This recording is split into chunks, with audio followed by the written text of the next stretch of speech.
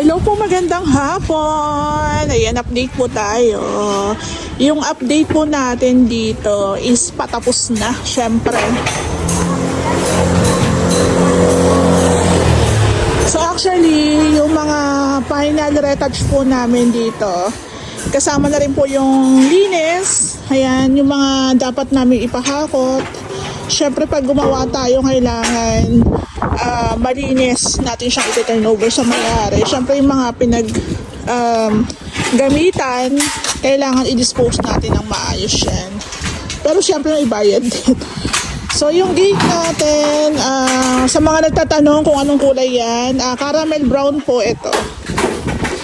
Caramel brown, tapos ito po is stone beige. Yan. Parehas po na boysen. Actually, nakaraan white siya. Kaso, nagsuggest po ako sa may-ari kung pwede namin itry yung stone beige kasi parang distractive ang dating sa akin ng white. Kasi dito po sa may front, kung mapapansin niyo, parang naglalaro sa bench ang pintura. So, agaw attention sa amin yung white. So, okay naman sa may-ari. Ang kagandahan din po nito, hindi siya ganong madumihin. Kung mapapansin nyo, unlike sa puti, di ba, pag naalikabukan, para magiging dirty white na siya.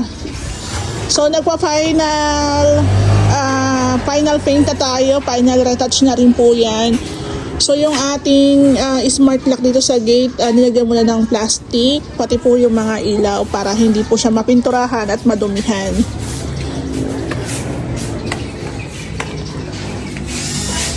So, dito po sa my front, maliit lang po yung kanilang space. Siguro nasa 1 meter lang yan. Pero bumawi naman dito sa garage area. Ayan. Dapat pa. Ito yung garage area natin. So, may ini-install lang doon. So, bahala muna sila dyan. So, dito po, ito yung kanilang pinto na 1 meter. Ayan. So, meron din tayong smart lock syempre. So, ito yung kagandahan na meron kang budget, pang malakas ang budget kasi sa pinto pa lang talaga magkano na plus sasamahan pa ng smart lock. So, dito po sa loob, medyo makalat pa po talaga gawa ng nagka-final na tapos may mga ini-install pa. Ito yung ating TV console. So actually may kinakabit na ilaw dyan, tapos pinipinturahan na yung mga takip. So ang gusto ni ma'am is naka-deco stone. Ayan po siya, ang ganda ng kulay, di ba? So meron naman tayong mga outlets doon, ang dami niyan, 4 yan. So sa amin, only outlets po kami, kung ilan gusto nyo pwede. So, meron din tayo nilagay na 4 na ilaw dyan. Tapos, meron pa outlet doon sa side na yun. Ayan. So, dito po sa may hagdan, meron tayong storage.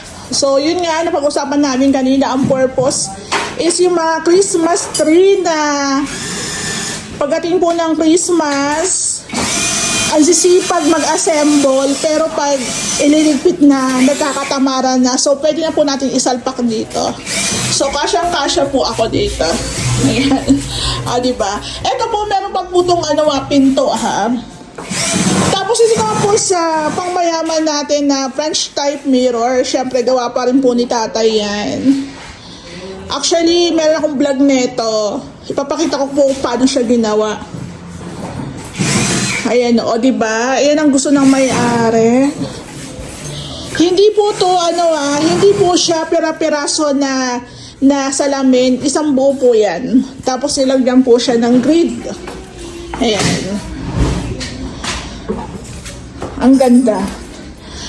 So, ako talaga sa gawa ni tatay, talagang kitang-kita naman na pulido at maayos quality. So, hindi sayang yung budget na nilaan nyo para sa mga glass and aluminum works. So, itong kapiraso na to na fluted panels, lalagay natin dyan yung ating clock. Accent po yan.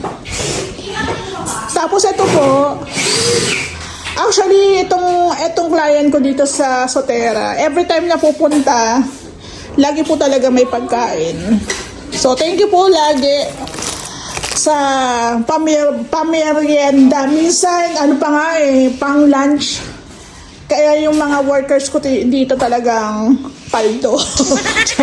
So, ito po yung ating bar counter. Ayan po yung ating bar counter na pang mayaman. Kung mapapansin nyo, pina-final na po namin to. So, meron tayong ilaw dyan. Na-install na rin po yung ating ilaw dito. Diba? Ang ganda. So, yan yung request ng may-ari. May pailaw. Siyempre, gagastos ka rin talaga dahil gusto mo ng arte-arte. So, dito po sa ilalim ng bar counter, naka-deco stone po tayo na naging glossy na siya. So, meron dyan nakikita kayong tukod kasi nga po, may ilaw, kakakapit lang. Ayan po. So, sino dito yung nagsabi na mukha daw nicho? Ayan. Asan ka? Hinahanap kita. O, diba? Yan ba yung mukhang nicho? Sabi ko kasi sa inyo, ang renovation natin, proseso yan. So, wag nating madaliin. O, diba? Pero alam niyo ba, bar counter pa lang talagang ginastusan na. Kasi sa tiles pa lang, na malaki po to Malaki yung tiles na yan. Tapos yung deco stone, may fluted panels. Meron pa yung ating deco varnish pa na shelves, di ba? Plus yung ilaw pa. So magastos po talaga ang renovation. So, dito naman po sa may kabilang banda. Ito, akala nyo kwarto, diba? Pero bathroom po ito. Ayan, nakabitan na po siya ng aluminum door. Pero ito po is wood po ang peg niyan. So, maganda. Ayan. So, dito po, since nakabit na po natin yung pinto, pwede na po namin ituloy yung pag-i-install ng tiles dito. Ayan siya. Tapos po, abangan niyo yung ating cabinets po dito. Aluminum cabinets na si tatay din po ang gagawa. Up and down po yan. So, ito po yung in-edit namin na countertop. Tumaas na po siya. Ayan. So, akyat tayo sa taas, konting pasilip. Maalikabok pa kasi ang linis po, start tayo sa taas, bababa na yan. So, katulad po sa gate, stone bench po to pinatimpla, tapos white. Tapos sa mga nagtatanong nga po pala kung anong materials to, tiles po ito na 30 by 90. Ayan. So, ganyan po ang kanyang itsura. So, yung linis po dito, pababa na yan. So, dito po nag-TikTok siya. Ayan, ito si ma'am din po yung nagpa-install nito. So, may ilaw po yan. Ayan, may ilaw siya. Ayan. So, parang nanginginig lang. Ayan. So, tricolor. Ayan po siya.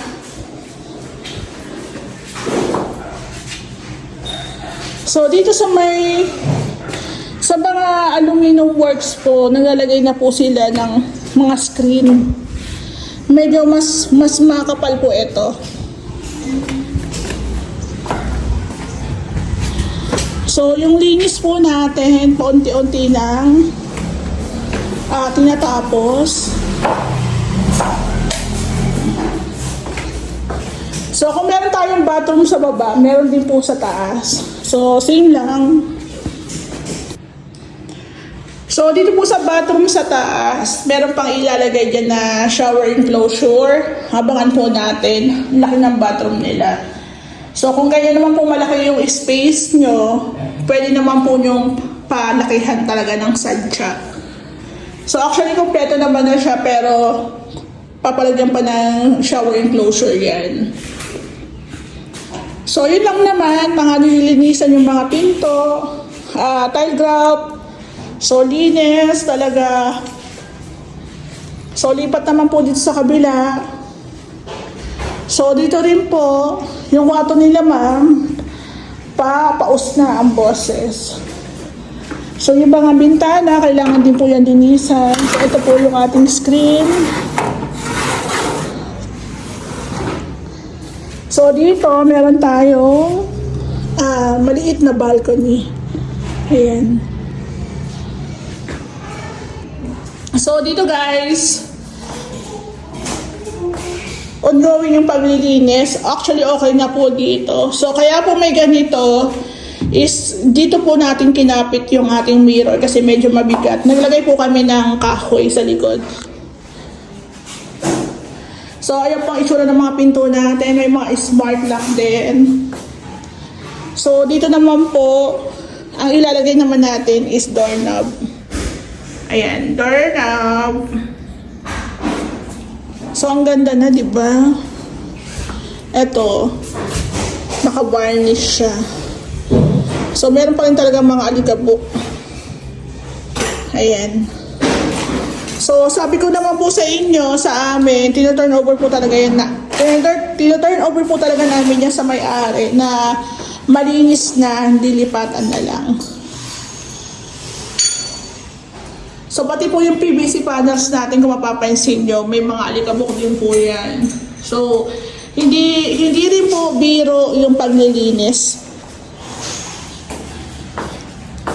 Pero kung mapapansin nyo, patapos na, ang ganda na. Siguro, after Holy Week pa namin to, talaga totally matatapos. Kasi syempre, hanggang Wednesday po kami. Then, April 6 na ang balik. So, ang ganda diba? Oh.